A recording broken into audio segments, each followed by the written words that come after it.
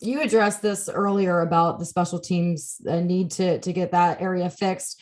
They bring in Rich Bisaccia, who found some great success taking on a very chaotic Raiders Mm-hmm. team. Did fairly well there, but he does have some correlations to some of the staff at Green Bay. What do you see happening here? And they bring in an assistant as well in store. So any expectations at special teams? It can't get any worse. So I would have to imagine that it gets better. I mean, they were literally dead last in the league. They were horrible all season long. Well, I shouldn't say all season, but they were bad all season long. Absolutely horrific in their divisional round loss. That's probably the biggest reason they lost. Rich Bisaccia has been, he's very highly regarded by the players he's been around.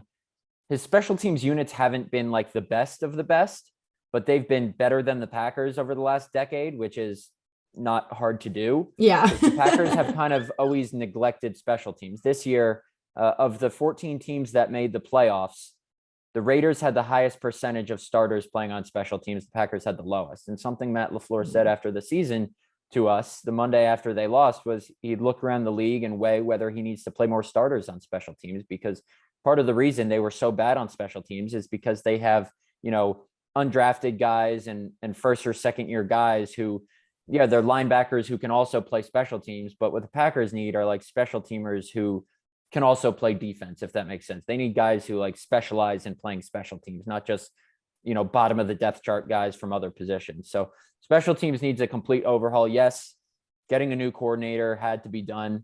I don't think Maurice Drayton, their old coordinator, was the biggest problem, but there has to be a scapegoat when you're as bad as they were last year. The interesting thing about Byron Storer, his assistant, is not only has he worked with him in San Diego, Tampa, and yes, San Diego, that's how far back they go, is the Chargers were in San Diego. That wasn't a slip up on my part.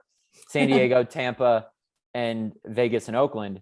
But Byron Storer was also a college teammate of Aaron Rodgers at Cal. I don't think that had anything to do with the hiring, more so that he's Bisaccia's guy. But now they got to get players that can perform on special teams.